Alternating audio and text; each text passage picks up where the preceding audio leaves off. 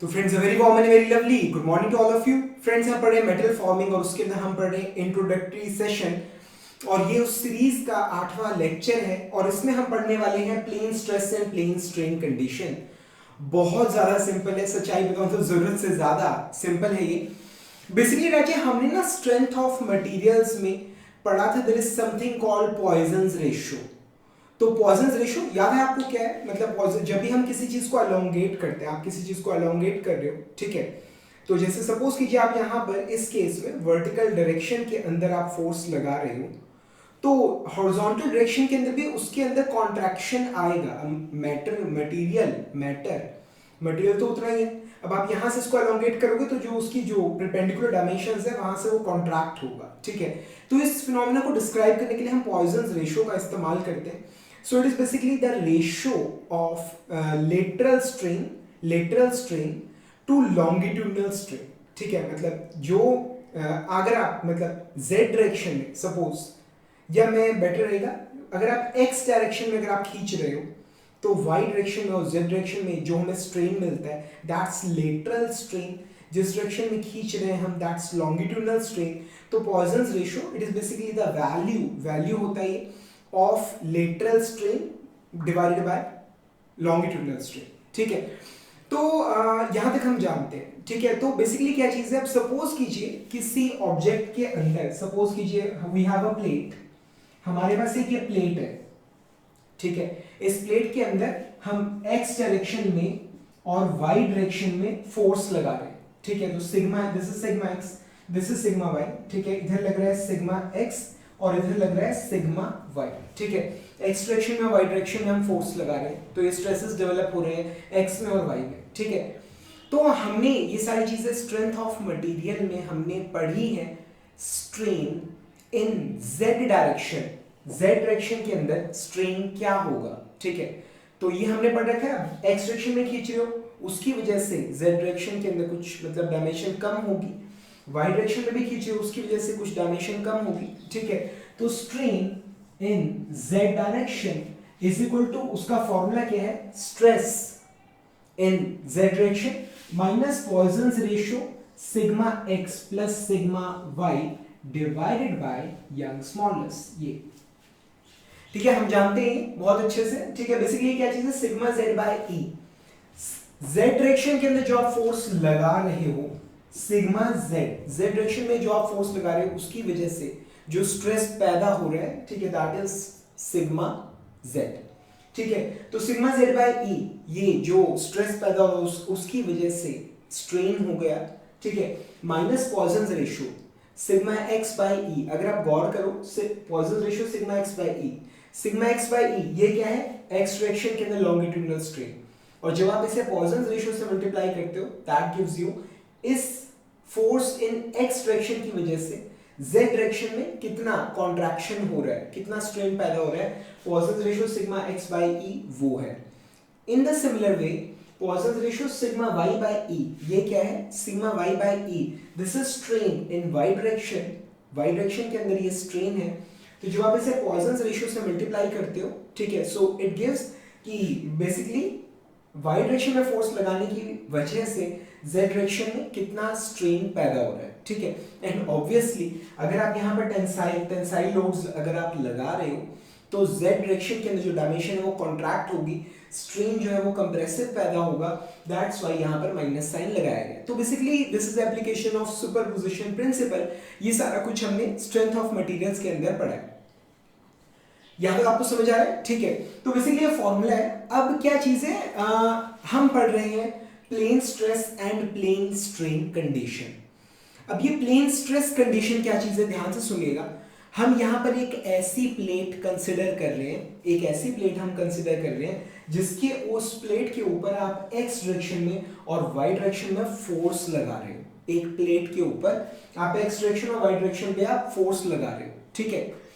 तो होगा क्या, अब बड़ी इंटरेस्टिंग चीज होती है। अब दो केस हो सकते हैं, एक तो ये कि प्लेट पतली है, प्लेट इज थिन, ठीक है, प्लेट जो है वो पतली है, और दूसरा केस हो सकता है कि प्लेट जो है वो मोटी है, ठीक है। तो जैसे यहाँ पर आपको मोटी प्लेट नजर आ रही है, ऐसा भी हो सकता है, ठीक है। और ऐसा भी हो सकता है कि जो प्लेट है उसकी जो थिकनेस है वो बहुत कम है, ठीक है। So this is sigma y and this is sigma x, ये चीज समझ आ रही है। यहां पर भी उसी के हिसाब से लगेंगे, वो आप ऑलरेडी जानते हो, ठीक है। तो क्या होगा जब तो प्लेट होती है पतली, ठीक है, जब पतली प्लेट है तो जब आप उसे एक्स में खींचोगे वाई में खींचोगे तो जेड डायरेक्शन के अंदर क्या होगा, जेड डायरेक्शन में वो पतली हो जाएगी, इट विल बी थिन, ठीक है। तो एक्स में खींच रहे हो एलोंगेट कर रहे हो, वाई में खींच रहे हो एलोंगेट कर रहे हो, तो जेड डायरेक्शन के अंदर उसकी जो थिकनेस है वो कम हो जाएगी। ये चीज आपको समझ आ रही है, ठीक है। तो गौर करने वाली बात ये है कि तीसरी डायरेक्शन के अंदर जो थर्ड डायरेक्शन है, मैं एक्स में और वाई में लोड लगा रहा हूं, जो थर्ड डायरेक्शन है वहां पर डिफॉर्मेशन प्रोड्यूस हो पा रही है, ठीक है। जो तीसरी डायरेक्शन है उसके अंदर चेंज ऑफ डायमेंशन अलाउड है, हो पा रहा है, ठीक है। तो ऐसी सिचुएशन, इसे हम बोलते हैं प्लेन स्ट्रेस कंडीशन। समझ आ रहा है आपको, ये कैसी सिचुएशन है, आप सिग्मा एक्स में खींच रहे हो सिग्मा वाई में खींच रहे हो, तो जेड डायरेक्शन के अंदर डिफॉर्मेशन आ रही है, ठीक है, पर जेड डायरेक्शन में किसी तरह का कोई स्ट्रेस पैदा नहीं हो रहा। ये चीज आप समझ, बेसिकली जब आप खींच रहे हो मटेरियल, ठीक है, एक्स में खींचा तो मतलब मटेरियल तो उतना ही है, वहां से स्ट्रेच हो रहा है तो जेड डायरेक्शन से कम होगा। वाई डायरेक्शन में आप खींच रहे हो, ठीक है, मटेरियल तो उतना ही है, वहां से खींच रहा है तो जेड डायरेक्शन में डायमेंशन कम होगी। तो जितनी कम होनी चाहिए उतनी कम हो पा रही है, मटेरियल इज कंफर्टेबल, वो कंफर्टेबल है, so that's why stress in z direction is equal to 0। यहां तक आपको ये चीज आपको समझ आ रही है, ये चीज आपको क्लियर हो रही है, यहां तक समझ आया, ठीक है। तो stress in z direction is 0, ठीक है। तो स्ट्रेस जेड डायरेक्शन में 0 होता है और हमें जेड डायरेक्शन के अंदर स्ट्रेन की कुछ वैल्यू हमें मिलती है, ठीक है, जो कि कितनी होती है, is equal to minus Poisson ratio sigma x plus sigma y divided by Young's modulus. ये चीज समझ आ रहा है यहां तक आपको, ठीक है। So this is the value of strain जो हमें जेड डायरेक्शन के अंदर मिल रही है। फंडा सारा समझ आ गया, ठीक है। मैं आपको पढ़ा क्या रहा हूं, मैं आपको पढ़ा रहा हूं plane stress condition. Plane stress condition generally ये थिन शीट्स के अंदर हमें मिलती है। जब आप एक पतली शीट को एक्स डायरेक्शन में और वाई डायरेक्शन में स्ट्रेच कर रहे हो, मेन फंडा ये है कि जब आप उसे स्ट्रेच करते हो तो जो थर्ड डायमेंशन है उसके अंदर वो कंफर्टेबली डिफॉर्म हो पाती है। अब वो कंफर्टेबल है, there are no stresses, so stress in z direction is equal to 0 और जेड डायरेक्शन के अंदर हमें कुछ रिजल्टेंट स्ट्रेन की वैल्यू हमें मिल रही है। यहां तक स्ट्रेन मतलब चेंज इन डायमेंशन हो पा रहा है आराम से, कोई दिक्कत नहीं। यहां तक समझ आ गया, ठीक है। तो अब आपको प्लेन स्ट्रेस कंडीशन आपको समझ आ गया, और वो क्या है, प्लेन स्ट्रेस कंडीशन क्या है कि stress in z direction is equal to 0 and strain in z direction is not equal to 0। वो 0 नहीं है, उसकी कुछ वैल्यू आ रही है, उसकी वैल्यू कितनी है, minus Poisson ratio sigma x plus sigma y divided by Young's modulus. ये चीज समझ आ रहा है, ठीक है। अब यहीं पे हम एक दूसरा केस कंसीडर करते हैं, वो क्या है, थिक प्लेट का। ये थिक है, वो थिन थी, ठीक है। तो थर्ड डायरेक्शन के अंदर डिफॉर्मेशन अलाउ हो पा रही थी, ठीक है। अब ये क्या है, दिस इज थिक प्लेट।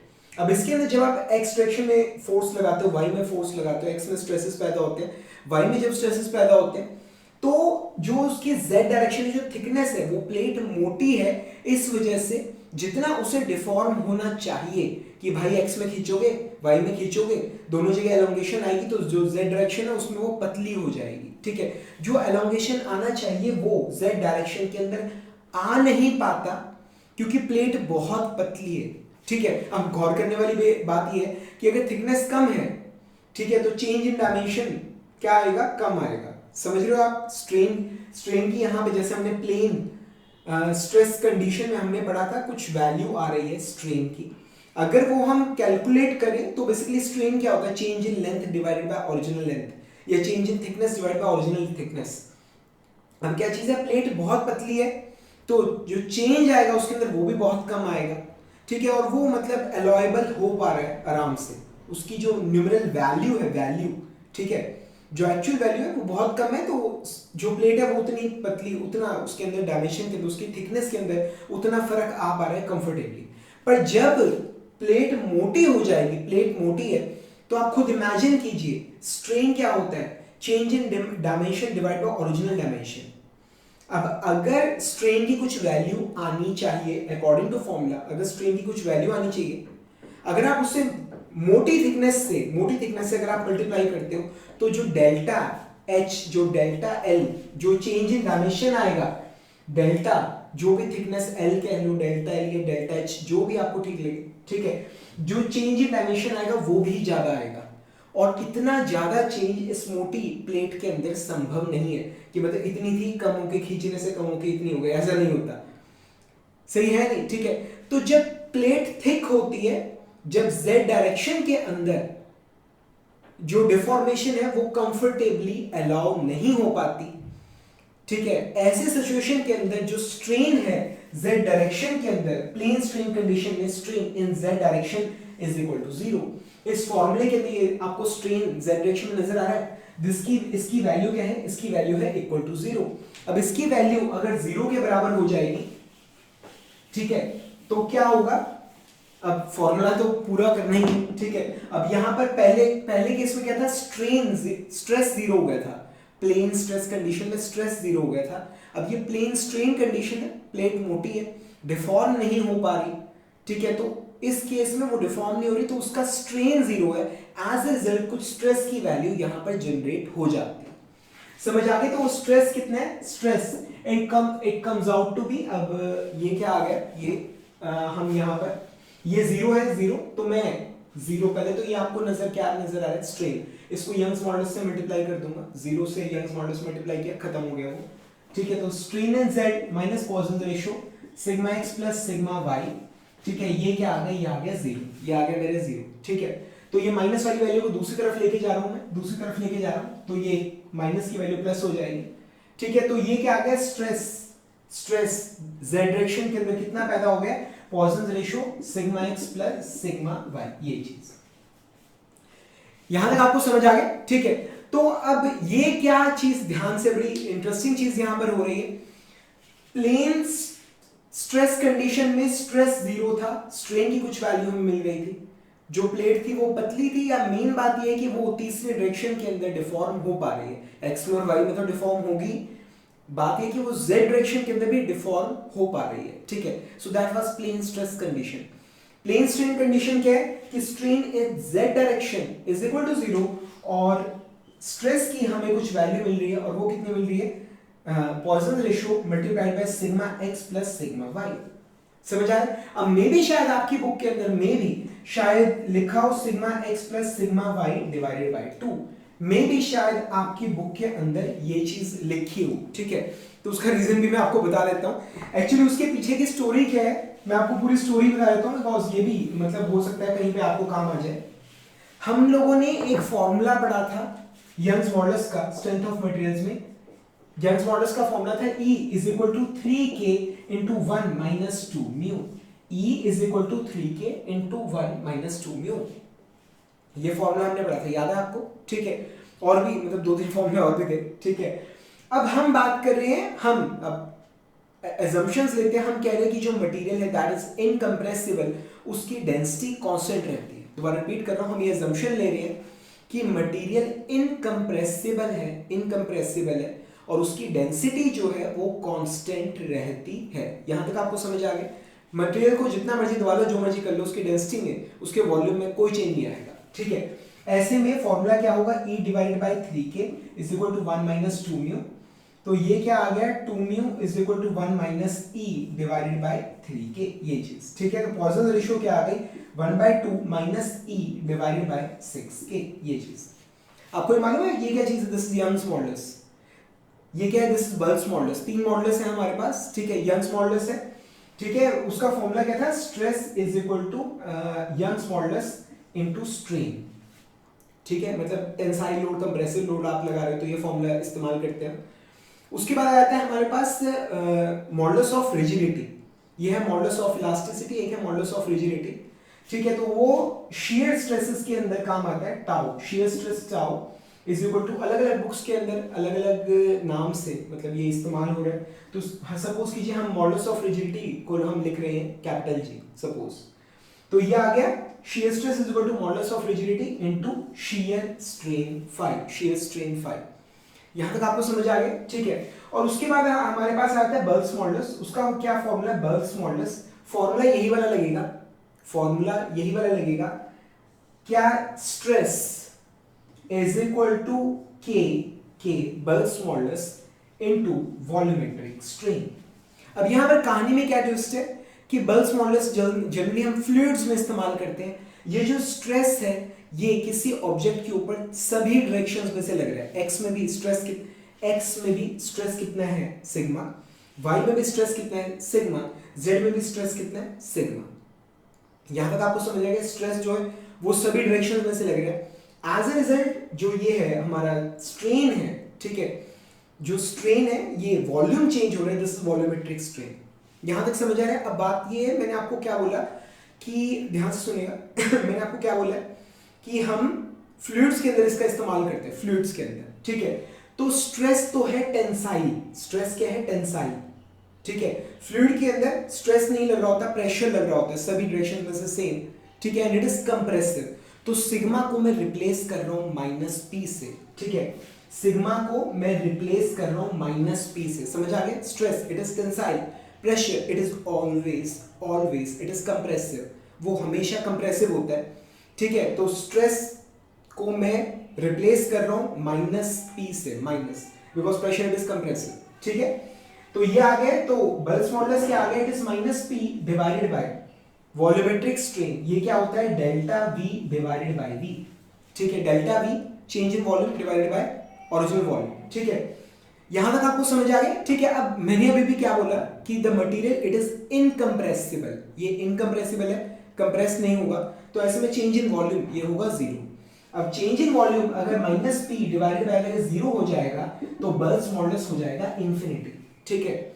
अब एक इनकंप्रेसिबल मटेरियल के लिए जिसका वॉल्यूम कांस्टेंट रहता है, चेंज इन वॉल्यूम जीरो है, बल्स मॉडुलस जिसका इंफिनिटी है, आप यहां पर इंफिनिटी पुट कीजिए, k को आप इंफिनिटी पुट कीजिए, तो e divided bye 6k, 6 times infinity, ये टर्म जीरो हो जाएगी। सो पॉइसन रेशियो क्या आ गया 0.5। तो अगर आपकी बुक के अंदर उन्होंने एज्यूम किया है कि फॉर्मिंग के अंदर जब हम मेटल फॉर्मिंग पढ़ रहे होंगे, अगर उन्होंने एज्यूम किया है कि जो मटेरियल है वो इनकंप्रेसिबल है, उसका वॉल्यूम कांस्टेंट रहता है, अगर वो एजम्पशन लेंगे तो वो चाहे तो पॉइसन रेशियो की वैल्यू को 0.5 पुट कर सकते हैं। और ऐसे सिचुएशन के अंदर स्ट्रेस जो है z डायरेक्शन के अंदर कैसा होगा, it will be sigma x plus sigma y divided bye 2। यहां तक आपको समझ आ गया, ठीक है। तो फ्रेंड्स ये थी plane stress and plane strain condition. भाई कुछ नहीं है, प्लेन स्ट्रेस में स्ट्रेस थर्ड डायरेक्शन में जीरो होता है और स्ट्रेन की हमें कुछ वैल्यू मिलती है, और प्लेन स्ट्रेन कंडीशन के अंदर स्ट्रेन थर्ड डायरेक्शन के अंदर जीरो होता है और स्ट्रेस की हमें कुछ वैल्यू मिलती है, दैट्स ऑल, बस इतना ही। जनरली प्लेन स्ट्रेस कंडीशन पतले ऑब्जेक्ट्स के अंदर इस्तेमाल होती है या फिर जहां पर थर्ड डायरेक्शन में डिफॉर्मेशन अवेलेबल है, हो सकती है।